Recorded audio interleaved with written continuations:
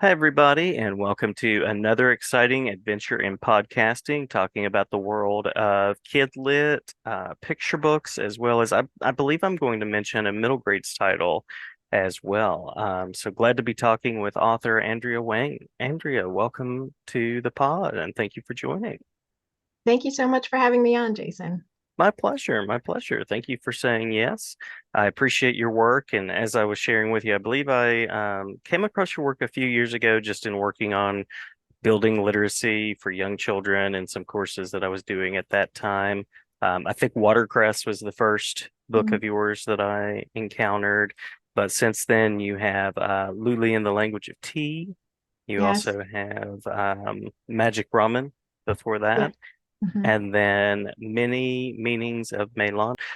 So you have a nice range of work that's out there, and glad to share about it with listeners. Well, thank you. Yeah, I love writing across genre, so it's been fun. That is one of the features. There are not a lot of common features other than being authors for folks that come on here, but many people that I host write across genres and forms and in many different ways. So it's something that I'm drawn to as well. So curious about what it was that drew you to the world of writing, creating, and sharing stories. I have always loved reading. I started reading when I was pretty young, according to my parents, and I really just lost myself in stories all the time. I would hide underneath my teacher's desk in kindergarten just to look at all the picture books. I didn't really want to participate with the rest of the class. I just wanted to read all day Mm-hmm, long.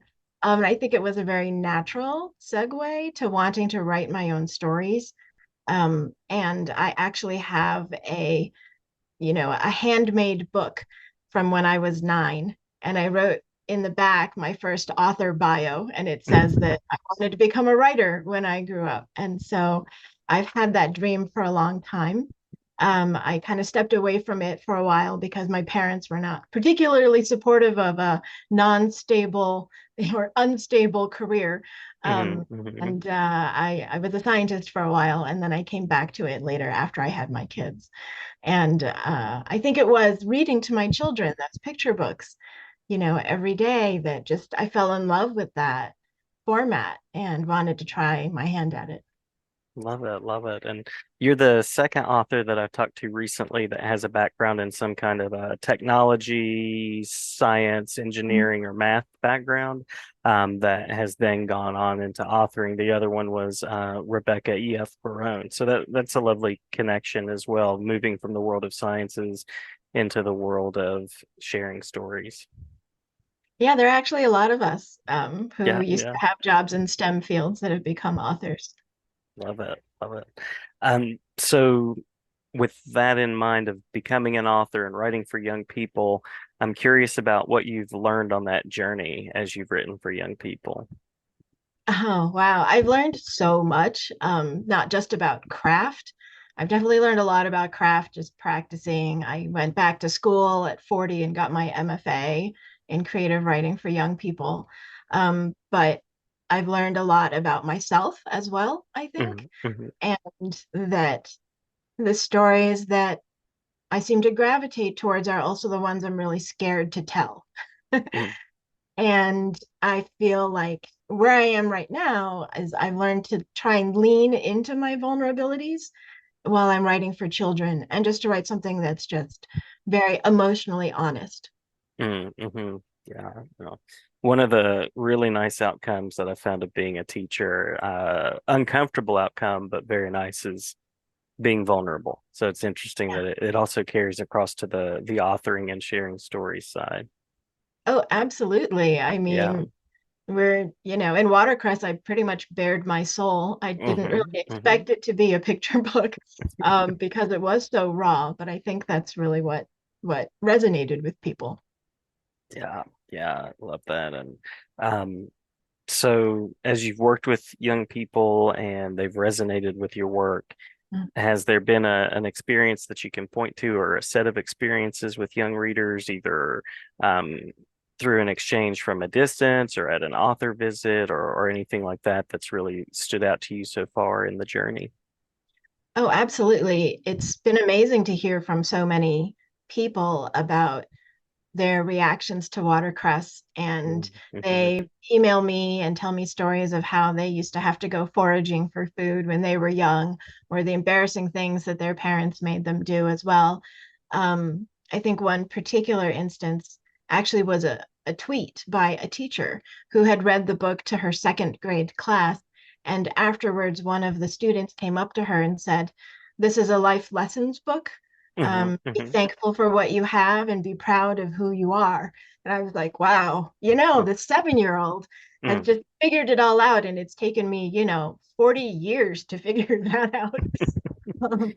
40 years plus, actually. And another instance that I can recall was with my middle grade, the Many Meanings of Meilan. I was at a school visit, and there was a student in the sixth grade who had recently come out as non-binary and had chosen a new name. And in the Many Meanings of Meilan, it was all about how she gets renamed when she goes to a new school because the principal feels that her name, which is Chinese, is not Western enough, Hmm. and renames her Melanie. And so this student was really, um, impacted by this story and felt much more supported after reading it, and shared that at the assembly, which I thought was amazing. Um, I should say they. And I like to think that the student body and the teachers were more accepting of this child's identity after that. Yeah, I love how authors and readers have that connection, and sometimes it's known and sometimes it's not Right. known, if you get to encounter a young reader, but the kind of invisible conversation that happens between an author and their reader. Yeah, absolutely. Mhm. Absolutely. So I'll tuck an extra question in here if that's okay. Sure. And so just curious about what it's like for you as an author working on something like Many Meanings of Milan, which is, all prose, and then working in something like the picture book medium where prose is there, but it's a little bit different. And then you also have the images that come alongside because you've worked with a couple of different people on those books as well. So just curious what that's been like for you. It's interesting because when I started this writing journey, I was writing a middle grade Hmm. Hmm. novel that's still in the drawer and probably will never see the light of day.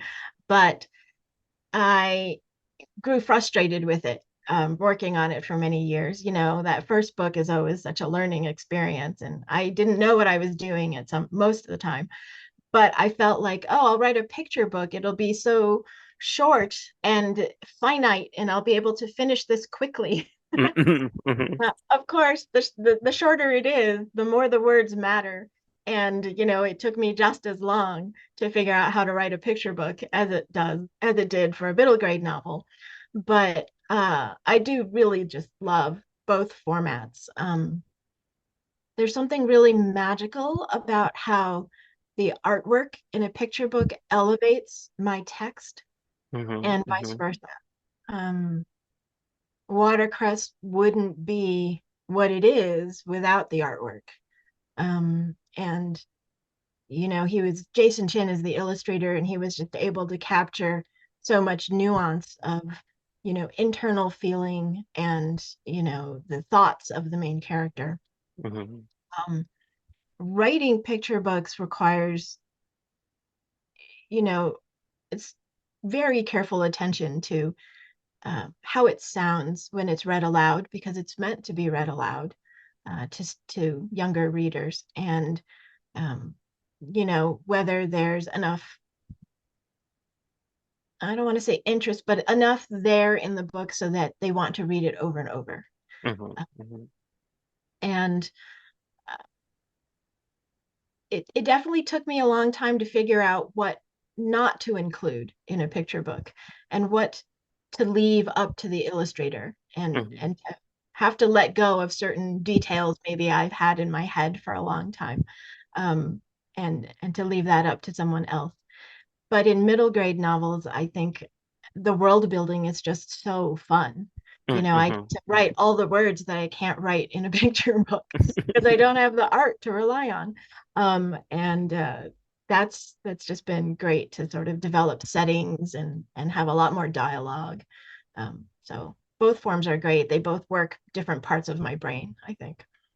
Yeah. And clearly it's working because there's a Caldecott. There is a Newbery Honor. Watercress carries lots of, as one of my students would say, lots of medals. At one time I said, what makes for a good book? And the student said, lots of medals. You gotta have all the medals. So clearly that's working well. Yeah, it's working well, but there are plenty of great books out there that don't have medals that are still amazing and that, students love. So, Well said. Very true. Very true. So curious about what is next in the creative journey, curious about where readers can go to connect with you and follow along. If teachers out there want to engage in author visits, things of that nature, this is sort of the information for things to come section of the episode.